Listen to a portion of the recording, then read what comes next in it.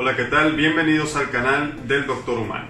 La infección de vías urinarias es el diagnóstico infeccioso más frecuente en la consulta médica. La necesidad nuestra de darte una respuesta a ti como paciente, sumado a la fácil disponibilidad del examen general de orina y sobre todo a la mala interpretación que hacemos doctores y doctoras de dicho análisis, da como resultado una exagerada cantidad de diagnósticos que solo nos llevan a un mismo y desolado lugar: el uso indiscriminado de antibióticos. Muchos de estos fármacos se utilizarán en muchos pacientes que no tendrán infección de vías urinarias. Y por una parte, el gasto y el fármaco serán inútiles, provocando que bacterias que no tendrían por qué estar expuestas a este medicamento aprendan a sobrevivir a él, creando lo que conocemos como bacterias resistentes a los antibióticos.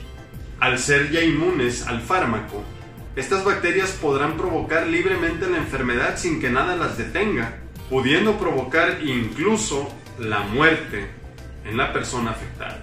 Porque déjame decirte que la infección de vías urinarias puede provocar en los pacientes de la tercera edad cuadros tan graves como choque séptico, o en personas más jóvenes que tengan diabetes pueden desencadenar cetoacidosis diabética, el extremo más severo de esta enfermedad y que también es causa de muerte aún en personas jóvenes.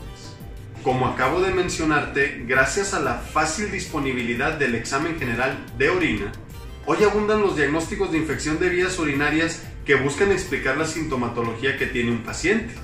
¿No duermes? Tal vez tengas una infección urinaria. ¿Te sientes muy estresada? Podrías tener una infección urinaria. ¿Estás mareada? Puedes tener una infección urinaria. Tal vez te parezca increíble, pero es muy común ver este tipo de síntomas que se explican mediante el diagnóstico de una bacteria en la orina y que en realidad tienen poca o ninguna relación. Sin embargo, a este diagnóstico se llega al encontrar alguna alteración en el examen general de orina y el paciente recibe un antibiótico, el cual muchas de las veces será completamente innecesario.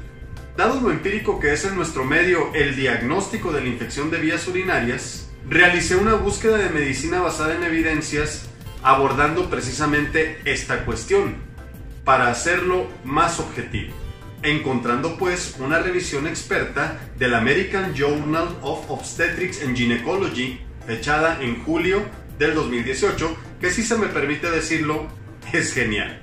Las infecciones de vías urinarias son muchísimo más frecuentes en las mujeres que en los varones.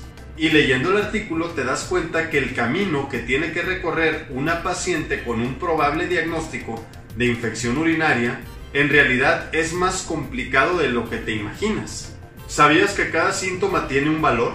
¿Sabías que hay algunos que están más vinculados que otros al diagnóstico de la infección? No es nada más me arde y listo, denme un antibiótico. La presencia o ausencia de estos síntomas aumentan o disminuyen la probabilidad del diagnóstico que estamos buscando. Por ejemplo, vamos a poner en contexto el caso más típico que llega al consultorio: una mujer con síntomas que sugieren una IBU. De entrada, el proceso diagnóstico lo dividimos en 4 diferentes niveles y la paciente, al sentarse frente a nosotros y explicarnos su caso, si sospechamos que puede tener una infección urinaria, ya tiene un 50% de ese diagnóstico ganado. Este podrá aumentar o disminuir en base a los siguientes niveles que se van a ir sucediendo durante la consulta. En este caso, al empezar a preguntar, la paciente nos manifiesta que tiene 2 síntomas que son altamente sugestivos de una infección urinaria: el aumento en la frecuencia en sus idas al baño y 2, ardor al orinar. Que estos 2 síntomas estén presentes en este caso aumenta, solo por su descripción, hasta un 73% la probabilidad de una infección, teniendo nosotros entonces que preguntar por el síntoma clave que se encuentra en el nivel número 3. Toda mujer que llegue a consulta y que manifieste sintomatologías que orienten al diagnóstico que estamos buscando, debe de preguntársele si tiene o no flujo vaginal. Y para seguir pensando fuertemente que se trata de una infección urinaria, no tiene que haberlo. La ausencia de flujo vaginal es el hallazgo fundamental determinante para aumentar grandemente las posibilidades de que nuestra paciente sí tenga una infección. Y en este caso, una paciente que tenga los síntomas más asociados a una infección urinaria podría empezar tratamiento antibiótico inmediato.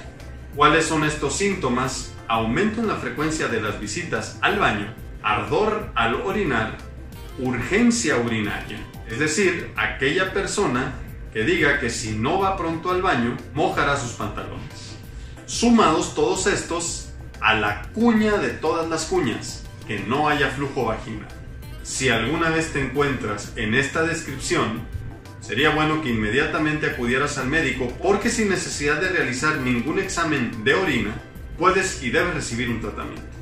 Ahora jugaremos con los síntomas. Suponiendo que la paciente tenga urgencia urinaria y ardor, que son dos de los síntomas principales asociados a infección, pero sí dice que tiene descarga vaginal, sus posibilidades de contar en el momento de las preguntas con una infección urinaria disminuye a 45%, siendo entonces candidata a pasar al cuarto nivel del abordaje diagnóstico, que es donde nos espera el famoso examen general de orina o el dipstick, que no es otra cosa que la tira reactiva rápida que tenemos en urgencias y que metemos en la muestra del paciente. Aquí buscaremos respaldar lo que los síntomas ponen en duda en ese momento.